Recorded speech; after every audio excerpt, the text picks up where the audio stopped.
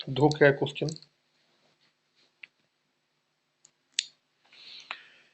कह रहा है कि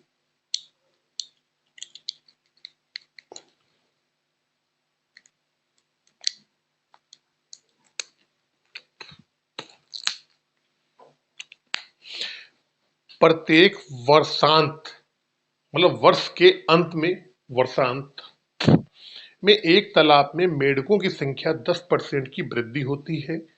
वर्षारंभ यानी वर्ष के आरंभ 2004 में तालाब में 2,14,000 मेंढक थे। वर्ष 2006 के अंत में तालाब में मेंढकों की संख्या ज्ञात करो।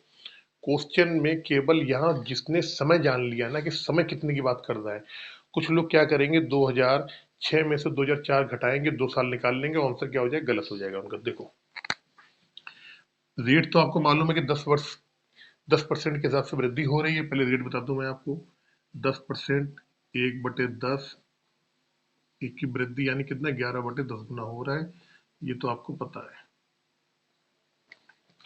अब समय की पहले मैं बता दूं समय कैसे निकालेंगे। कह रहा है कि 2004 के वर्ष के प्रारंभ में, क्या कह रहा है, प्रारंभ में लिख दिया प्रारंभ। फिर कह रहा है 2006 के अंत तक, क्या कह रहा है, अंत तक। भाई तो 2004 के वर्षारंभ लिखा है तो यानी कि 2004 पूरा आ गया, 2005 भी आ जाएगा और 2000 कितना आ जाएगा, 6 आ जाएगा। भाई 2000 वर्षारंभ यानी 2004 के वर्ष के आरंभ में 2004 का भी काउंट होगा, 2005 का भी होगा, और 2006 के लिखा है अंत तक, वर्षांत यानी वर्ष के अंत तक। तो हमने देखा यहाँ कितने साल हो गए, 1, 2, 3, कितने साल हो गए, 3 साल हो गए, 1, 2, 3 साल हो गए। तो हमें 3 साल का यहाँ पे निकालना है। एक ये हो गया, एक ये हो गया, एक ये हो गया। ठीक है। मेढक पहले शुरू में कितने थे, 21,000, सॉरी 2,14,000 थे। कितने थे, 2,14,000। अब 3 साल का निकालना है आपको, तो आप क्या करो, 11/10 का 3 बार गुणा कर दो या पावर कर दो इसकी।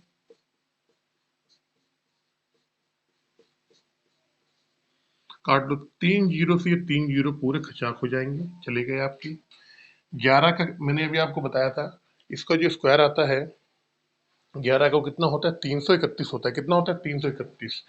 इस 214 में 1331 के क्या करेंगे, गुणा करेंगे आप। गुणा करेंगे तो लास्ट में 4 आएगा, इकाई का अंक। अब हम देख लेते हैं ऑप्शन में क्या कहीं 4 आ रहा है। एक जगह 4 आ रहा है, कितना, 140 डी में, 143 के डी में है, 4 आ रहा है, तो संभवतः ये होगा। आप गुणा करके देख लेना। गुणा मैं बता देता हूँ आपको डायरेक्टली। इसका आप करोगे तो वही आएगा, 28, 48, 34। कितना आएगा, 28, 48, 34।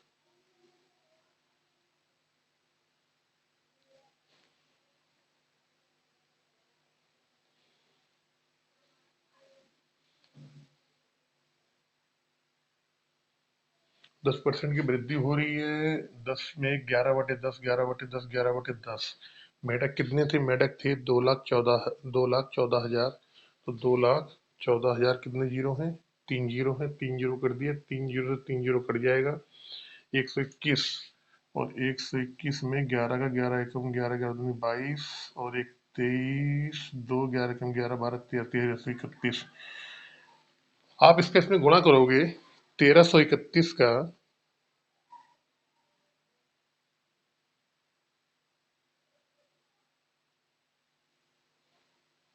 मैं आपको एक बार बता दे रहा हूँ, चलो मैं एक बार करके दे रहा हूँ मैं आपको, ठीक है ना।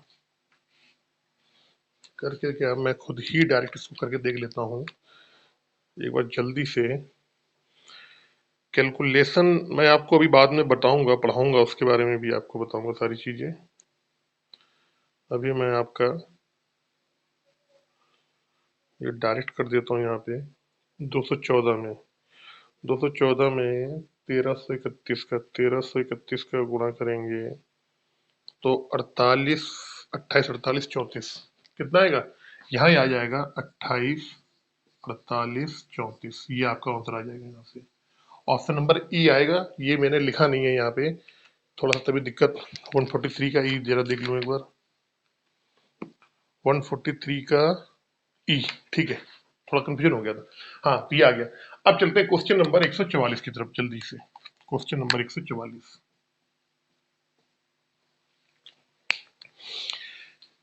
72 बच्चे एक कक्षा में कतारों तथा स्तंभों में इस प्रकार खड़े हैं कि प्रत्येक कतार में बच्चों की संख्या प्रत्येक स्तंभ में बच्चों की संख्या से 12.5% अधिक है।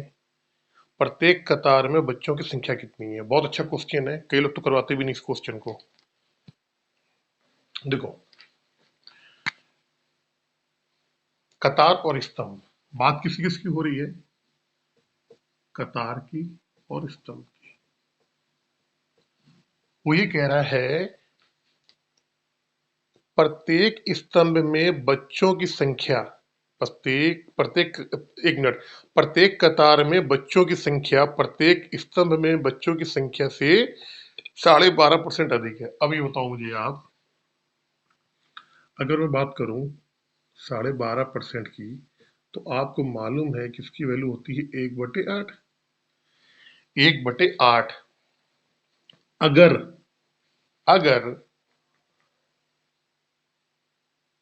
प्रत्येक कतार में बच्चों की संख्या प्रत्येक स्तंभ की बच्चों की संख्या से 12.5% अधिक है।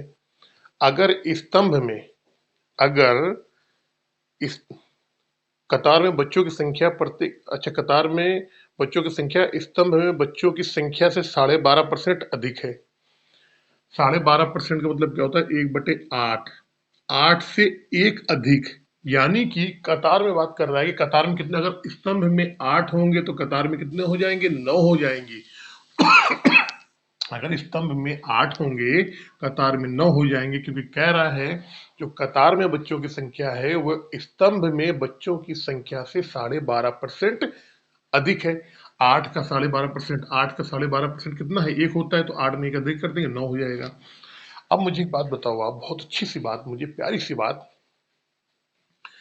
अगर एक ये पंक्ति है, अगर इसमें 4 बच्चे हैं और एक ये कतार है इसमें 3 बच्चे हैं, समझना मेरी बात आप।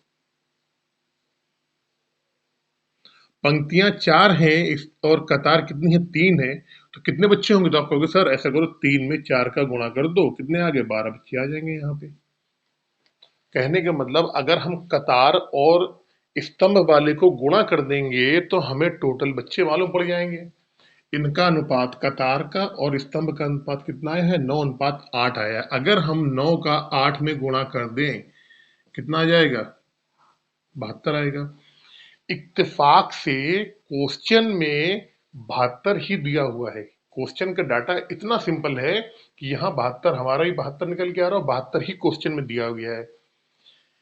लेकिन एक चीज समझना मेरी बात, मैंने आपको, जब मैंने रेशियो और प्रोपोर्शनल पढ़ाया था, मैंने आपको बताया था कि आप रेशियो में जोड़ सकते हो, घटा सकते हो, कोई दिक्कत नहीं है। लेकिन जब भी गुणा करोगे, जब भी गुणा करोगे यहाँ पे, तो एक चीज कुछ यहाँ छिपी हुई है, आपको समझ में नहीं आ रही है। अगर एक्चुअली मैं इसको थोड़ा सा और डिटेल में आपको बताऊं ना, तो क्यों बताना चाह रहा हूँ, तो ये होगा आपका 9x कतार में, स्तंभ में होंगे 8x, दोनों को गुणा करोगे कितना आएगा? 72x²। इसका मान कितना दे रखा है क्वेश्चन में? इसका मान दे रखा है 72 के बराबर, ये 72। x² का मान कितना आ गया? 1। x का मान कितना आ गया? 1। 1 का इसमें गुणा करोगे कितना आएगा? 9 एकम 9, यानी कतार कितनी हो गई? 9 हो गए। और स्तंभ कितने हो जाएंगे? इसमें गुणा करोगे कितना हो जाएगा? 8।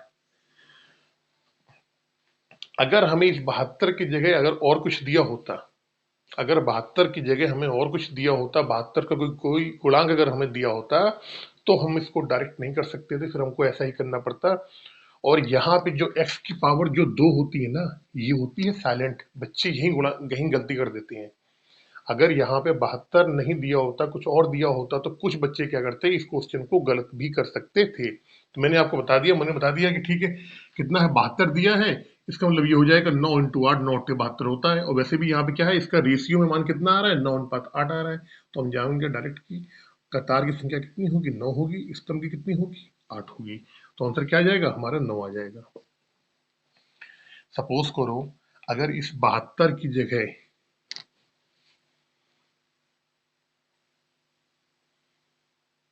72 की जगह अगर यहाँ पे 144 दिया होता, तब कैसे करते आप? अगर इस 72 की जगह 144 दिया होता तब भी क्या निकाल देते आप? निकालते आप? नहीं निकालते। फिर क्या होता है, इस 72, देखो अगर 144 दिया होता तो इन दोनों गुणा क्या होती, 72 एक्स स्क्वायर बराबर कितना आता, 144 आता। आता एक्स स्क्वायर बराबर कितना आता, 2 आता। एक्स बराबर क्या आता, √2 आता। तो फिर ये क्वेश्चन ही हमारा बिल्कुल अलग सा बन जाता है, बिल्कुल ये एक्स बराबर कितना आता, √2 आता। फिर अगर हमसे बात करते हैं कितने बच्चे हैं, तो फिर हम क्या करते हैं, 9 रूट कितना आता, 2 आता यहाँ पे पहले वाले में कतार। और ये कितना आता, ये आता 8 √2 आता। अगर 144 दिया होता कि कुल बच्चे 144 हैं, तब आप कतार की संख्या निकालो तो कितना आता, 9 √2, 8 √2। तो रेशियो में, अनुपात में एक बात नोट कर लेना, अगर आप डायरेक्ट लगा रहे हो तो वहां पे इस चीज को देख लेना कि गुणा की बात ना करें। यहाँ पे अगर गुणा की बात कर रहा है तो कहीं ना कहीं आप उसमें गच्चा खा सकते हो, आप गलत कर सकते हो। चलते क्वेश्चन नंबर 100 पे।